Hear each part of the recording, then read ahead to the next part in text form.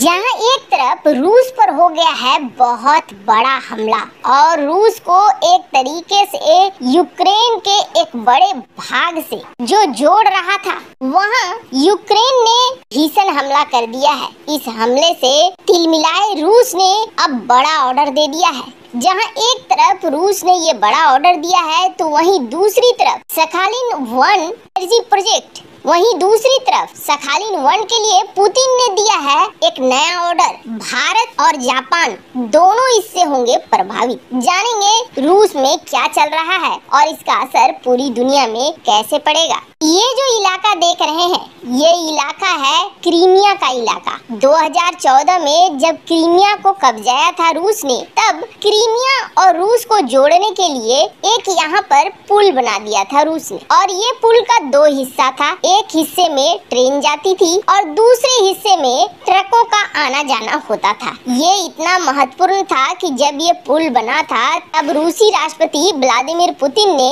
खुद ट्रक चलाकर इस पुल का उद्घाटन किया था। रूस और क्रीमिया को जोड़ने वाला ये पुल था। अब होता क्या है, कथित तौर पर यूक्रेन यहाँ बम रखकर अपने एक ट्रक को भेज देता है और ये ट्रक यहाँ पुल में जाकर फट जाता है। इसकी फुटेज सीसीटीवी में रिकॉर्ड भी हो जाती है और यहाँ पुल को एक बड़ा डैमेज पहुँच जाता है। अब समस्या ये है कि अगर इस तरीके की घटना होती है तो इस तरीके की घटना को युद्ध नहीं बोला जाता है बल्कि एक आतंकवादी घटना बोली जाती है। रूस के अंतर्राष्ट्रीय आतंकवाद विरोधी समिति इसमें कूद आई। इसने ये कहा जिस वक्त ये धमाका हुआ उस वक्त एक ईंधन से भरी हुई ट्रेन पास से गुजर रही थी और ट्रक बम ने उसे निशाना बनाकर 7 बोगियों को उड़ा दिया, जिसकी वजह से पुल के 2 हिस्सों को भारी नुकसान हो गया। ये ट्रक इतना शक्तिशाली बम नहीं लेकर जा रहा था, लेकिन इसने टारगेट किया उस ट्रेन को जिस ट्रेन से ईंधन जा रहे थे।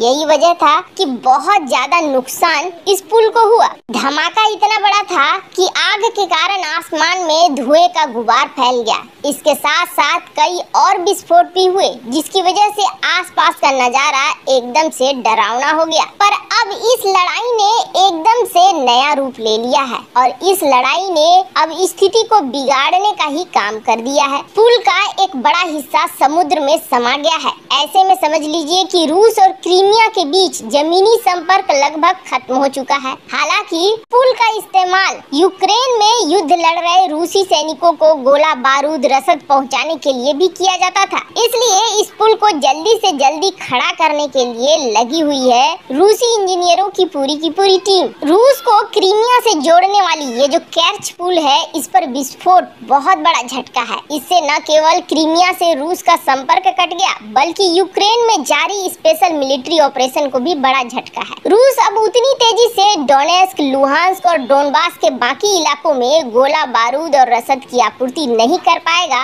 जितना इस पुल की सहायता से कर सकता था। इस पुल पर धमाके से यूक्रेन में जंग लड़ रही रूसी सेना के मनोबल को भी झटका लगा है। डोनबास के लोग भी जान गए हैं कि यूक्रेन उनका पीछा तब तक नहीं छोड़ेगा जब तक दोबारा कब्जा नहीं लेता है। अब इस बात का भी डर है कि यूक्रेनी सेना कहीं क्रीमिया पर कब्जे की कोशिश न करे। अब रूस ने यहाँ पर नया ऑर्डर दे दिया है। युद्ध की कमान दे दी गई है रूसी वायुसेना के जनरल सर्गेई सुरोकिन को।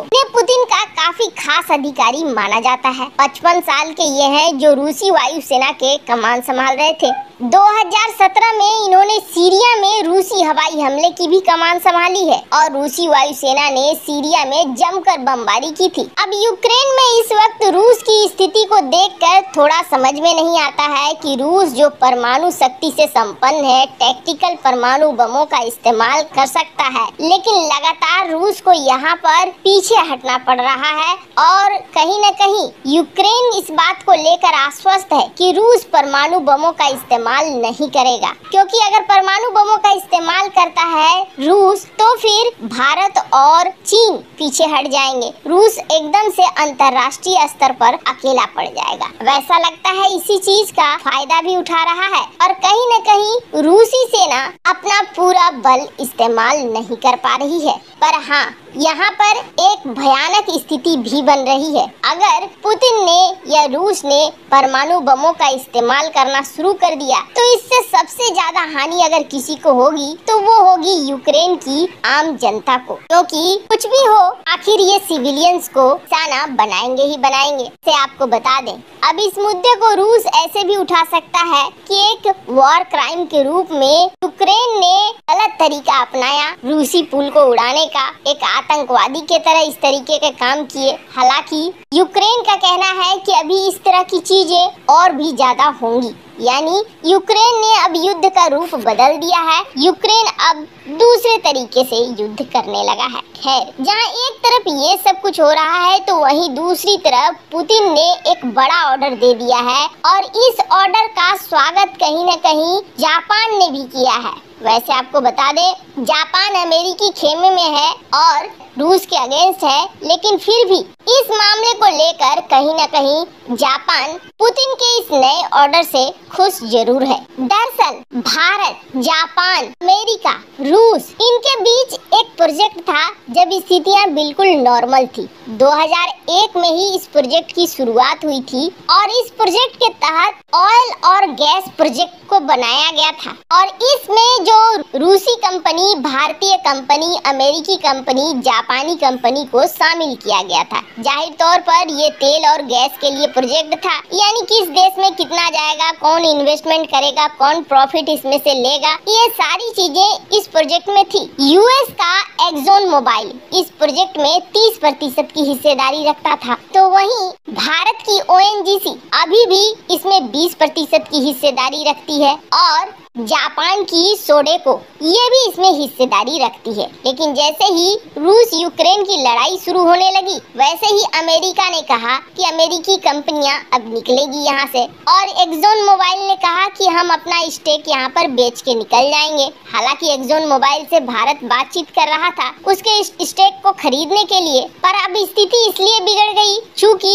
यूएस की कंपनी ऑपरेटर थी, जितने भी शेयर होल्डर थे उनको ऑपरेट करने का काम अमेरिकन कंपनी को था और अमेरिका के निकल जाने के बाद स्थितियां यहाँ बिगड़ने लगी थी। समझ में भी नहीं आ रहा था काफी देशों को कि इस प्रोजेक्ट का आगे क्या होगा और जापान के लिए भी स्थिति अलग बन गई थी। स्क्रीन पर आप देख सकते हैं जापान के ट्रेड मिनिस्टर ने इस बात को कहा कि ये प्रोजेक्ट जापान के लिए भी बेहद महत्वपूर्ण है क्योंकि इससे तेल और गैस की समस्याएं दूर होती है। अब इसको लेकर आखिरकार पुतिन ने ऑर्डर दिया है कि नए ऑपरेटर को सेट किया जाए ताकि स्कालिन वन एनर्जी प्रोजेक्ट के लिए जिस इन्वेस्टर्स ने पैसे लगाए हैं उनको किसी तरह की कोई दिक्कत न हो। स्क्रीन पर आप देख सकते हैं आर्टिकल। वैसे इन सब मामले में आपकी क्या राय है, कमेंट कर जरूर बताएं।